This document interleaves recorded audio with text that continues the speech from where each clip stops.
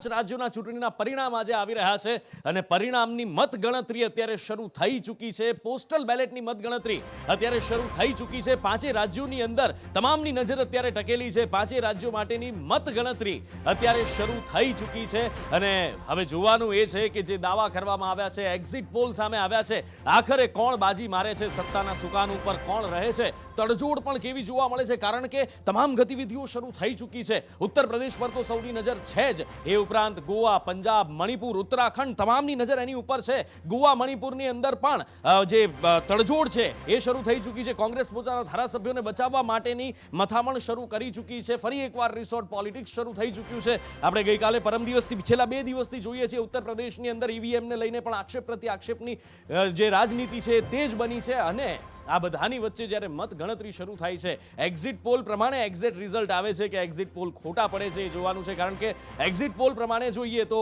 પંજાબની અંદર આ વખતે મોટો ઉલટફેર દેખાઈ રહ્યો છે। આમ આદમી પાર્ટીની સરકાર એક્ઝિટ પોલની અંદર બનતી દેખાઈ રહી છે। ઉત્તર પ્રદેશની અંદર ફરી એકવાર ઇતિહાસ 30 વર્ષ પછી રિપીટ થઈ રહ્યો છે। ફરી ભારતીય જનતા પાર્ટી અહીંયા સતત બીજી વાર સરકાર બનતી દેખાઈ રહી છે। ગોવા અને મણિપુરની અંદર કશ્મકશ કાંટાની ટક્કર દેખાઈ રહી છે। કોણ બાજી મારશે, ભારતીય જનતા પાર્ટી, કોંગ્રેસ, જોવાનું એ છે। અને ગઈ વખતની જેમ જે ગોવા અને મણિપુર બંને રાજ્યોની અંદર કોંગ્રેસ મોટી પાર્ટી તરીકે ઉભરી હતી, પણ ભારતીય જનતા પાર્ટીએ અહીંયા તરજોડથી સરકાર બનાવી હતી। હવે જોવાનું એ છે ઉત્તરાખંડની અંદર પણ શું થાય છે, અહીંયા પણ કાંટાની ટક્કર દેખાઈ રહી છે। હવે જોવાનું એ છે કે આજે પરિણામ શું આવે છે। હાલ તો પોસ્ટલ બેલેટની ગણતરી અત્યારે શરૂ થઈ ચૂકી છે અને તમામ જે ઉમેદવારો છે, કદાચ ગઈકાલની રાત આ એક પણ ઉમેદવાર સૂઈ નહીં શક્યા હોય, ઉચાટ અહીંયા સ્પષ્ટ રીતે એમના મનમાં હશે અને સવારથી જ અત્યારે તમે જુઓ કે જે પૂજા અર્ચના આ બધું જ અત્યારે થઈ રહ્યું છે અને પોતપોતાની જીત માટેના દાવા અને પ્રાર્થનાઓ થઈ રહી છે। કેવો માહોલ છે, અજય યાદવ પાસેથી જાણકારી મેળવીએ। અજય,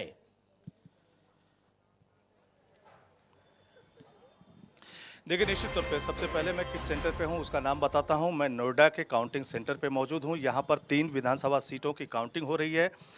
नोएडा, दादरी और जेवर, ये जो तीनों विधानसभा सीटें हैं गौतम बुद्ध नगर जिले में आती हैं। और किस तरह का अरेंजमेंट किया गया है उसके बारे में अगर बताऊं तो नोएडा के लिए 38 राउंड की काउंटिंग होगी और 20 काउंटर सेंटर यानी 20 टेबल लगाए गए हैं। इसी तरह से जो दादरी है उसके लिए 34 राउंड की काउंटिंग होगी और 20 टेबल लगाए गए हैं। जेवर के लिए 30 राउंड की काउंटिंग होगी और 14 टेबल लगाए गए हैं। तो एक तरह से ये काउंटिंग शुरू हो चुकी है। शुरुआत में आधे घंटे तक जो बैलेट पेपर है उसकी काउंटिंग होगी, उसके बाद ईवीएम मशीनों में जो वोट पड़े हुए हैं ईवीएम की काउंटिंग होगी और अंत में जो बैलेट पेपर बचे हुए हैं उसकी काउंटिंग होगी। तो इसी तरह की प्रक्रिया पूरे उत्तर प्रदेश ही नहीं बल्कि 5 राज्यों में जो विधानसभा चुनाव हैं उसको लेकर के की जा रही है। हालांकि इस काउंटिंग से पहले जो काउंटडाउन शुरू हो चुका है, सभी पॉलिटिकल पार्टियों की धड़कन बढ़ी हुई है, क्योंकि एग्जिट पोल के जो नतीजे आए हैं वो कहीं न कहीं कई पार्टियों के लिए डर और कई पार्टियों के लिए उम्मीद पैदा किए हुए हैं। जैसा कि उत्तर प्रदेश में एग्जिट पोल के नतीजे बता रहे हैं कि यहाँ पे भारतीय जनता पार्टी के फेवर में मतदाताओं का वोट गया है। हालांकि इसके पहले 4 राज्यों में विधानसभा चुनाव हुए, जो एग्जिट पोल के नतीजे आए थे वो बुरी तरह से धराशायी हुए थे, जिसमें खुद पश्चिम बंगाल भी आता है और बिहार भी आता है। जबकि पश्चिम बंगाल में भारतीय जनता पार्टी को एग्जिट पोल में आगे दिखाया गया था, इसी तरह से बिहार में भी जो भारतीय जनता पार्टी को आगे दिखाया गया था। हालांकि बाद में भारतीय जनता पार्टी की ही सरकार बनी, लेकिन सबसे बड़ी पार्टी के रूप में आरजेडी उभर के सामने आई थी। और इसी तरह से चारों एग्जिट पोल काफी औधे मुंह लटके हुए दिखाई दिए। लेकिन काउंटिंग सेंटर के बाहर का नजारा क्या है, आप देख सकते हैं कि करीब 500 मीटर के दायरे में किसी भी आम पब्लिक को आने से रोका जा रहा है। कई सारे एंट्री गेट बनाए गए हैं, उस एंट्री गेट से आम पब्लिक को फिलहाल आने की अनुमति नहीं दी गई है।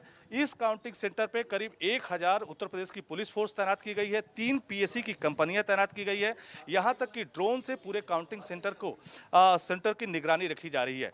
लेकिन इस विधानसभा चुनाव में उत्तर प्रदेश एक अकेला ऐसा विधानसभा क्षेत्र, उत्तर प्रदेश एक ऐसा राज्य है जहां पर ईवीएम को लेकर के आरोप प्रत्यारोप लगातार दिखाई दे रहे हैं। यहां तक कि समाजवादी पार्टी के जो वोटर्स हैं या कह सकते हैं कार्यकर्ता हैं, काफी एग्रेसिव दिखाई दे रहे हैं।